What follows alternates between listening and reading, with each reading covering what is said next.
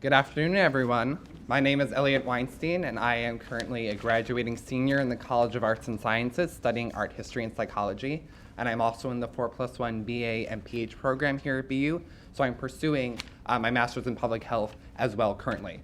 So my project is all about senioritis, clearly as we heard before, but just not exactly in the same way that you may be thinking. And so as a public health student, one of the sort of emerging topics that we're really discussing a ton in the field is this idea of increased longevity among our older citizens. And so while it's phenomenal that as a society we've created medical technologies and public health programming that has increased life expectancy by about 5 years just over the last 2 decades, we haven't really done as great a job of increasing quality of life amongst our oldest adults. And because people are living longer, the healthcare industry needs to develop ways in which America's aging population can maintain high life satisfaction and high quality of life as well. And when I say high quality of life, I don't just mean physical health. This also includes emotional health and psychological well-being as well. And really, when you're talking about older populations, a big aspect of psychological well-being is connected to cognitive stimulation. And for the most part, our current programming doesn't do a very good job of cognitively stimulating and intellectually sort of inspiring our older adults in society. And so, as an art history, psychology, and public health major, I wanted to create a program that combined those 3 fields to work best with older adults.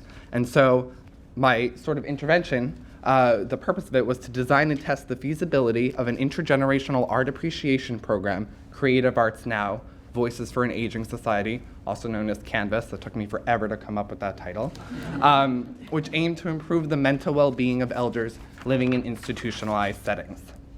And so when looking at creating community-wide interventions, it's essential to look back to the literature as a source to make sure that your program is sort of grounded in a strong theoretical foundation and backed by evidence-based research. And this is extremely important when you're working with vulnerable populations such as older adults. So first, we had to make sure that there was evidence to suggest that art therapy, sort of from the production side, was effective. And there's quite a bit of research to suggest that, especially among older adults, art therapy, so the production of art, doing collages, making sculptures, actually does improve quality of life among older adults in decreasing pain management and also sort of improving a little bit of the cognitive functioning among older adults living with Alzheimer's and dementia. But we were curious to see whether or not does art therapy work because of the tactile engagement with the materials, or is there something actually specific about the art itself that leads to positive outcomes that could possibly be harnessed in an art appreciation program? Because often older adults, they don't necessarily have the manual dexterity that they used to have, and so creating art, small collages or mosaic type things is actually rather frustrating. So if we could provide a program that provided sort of the art aspect without the frustration of the creation of art, that could be really effective with this population. And so we also looked to research suggesting that the humanities and the arts was a good entry point into working with older adults.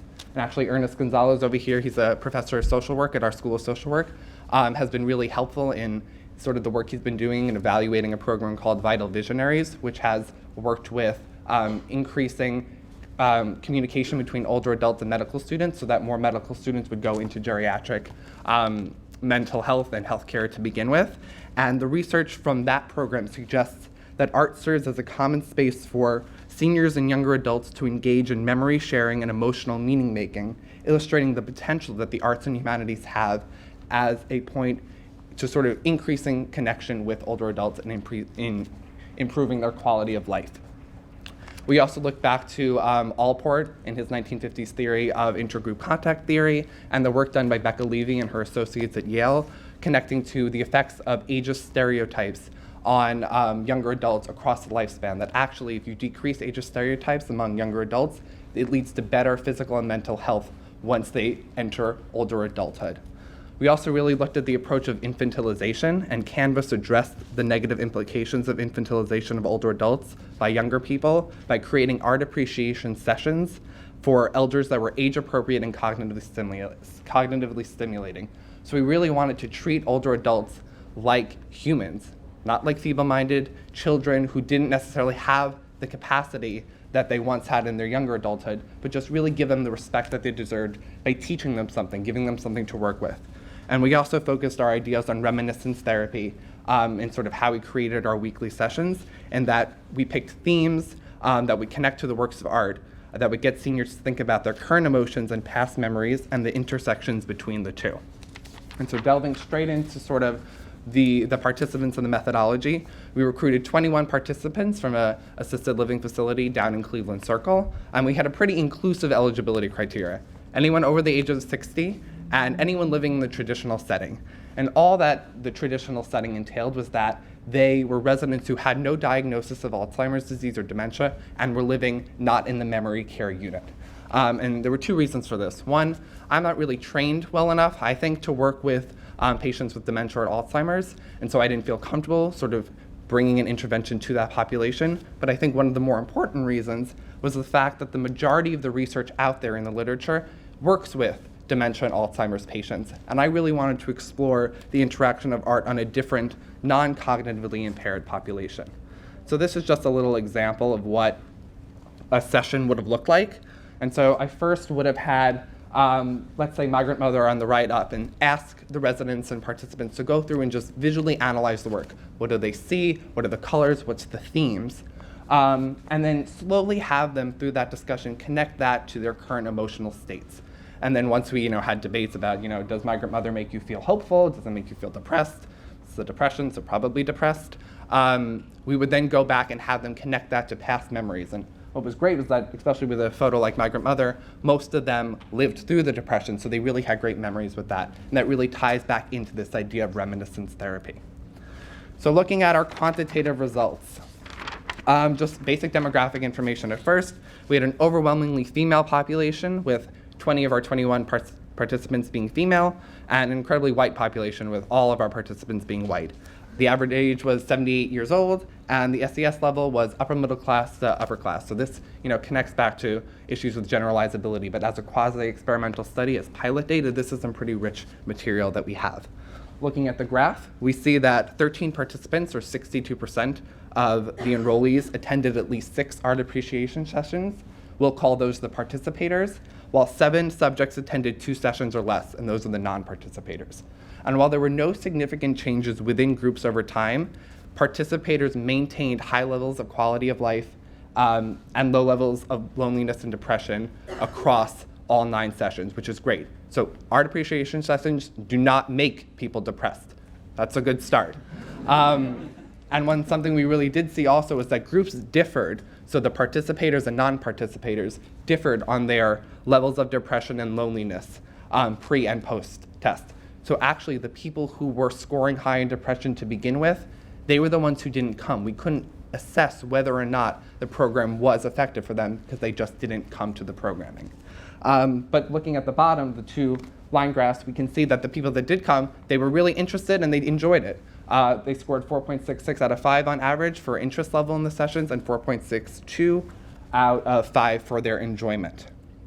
Looking at the qualitative results, participants appreciated the session's leader to provide information on the art pieces whenever they had specific content questions, and that really speaks to, at least in my opinion, the lack of cognitive stimulation and issues of infantilization that most of these programming that we currently have in place for older adults has. So they really appreciated the fact that we treated them with the respect to provide them with answers when they had questions. Participants also reported feeling more energized, engaged, capable, and interested, as well as less worthless, sad, and depressed after attending the art sessions. To me, that sounds pretty good. And this, my friend, my emoji girlfriend over here, she's having, I think, the most exciting data, which is that over 90% of participators spoke at least once in every session they attended.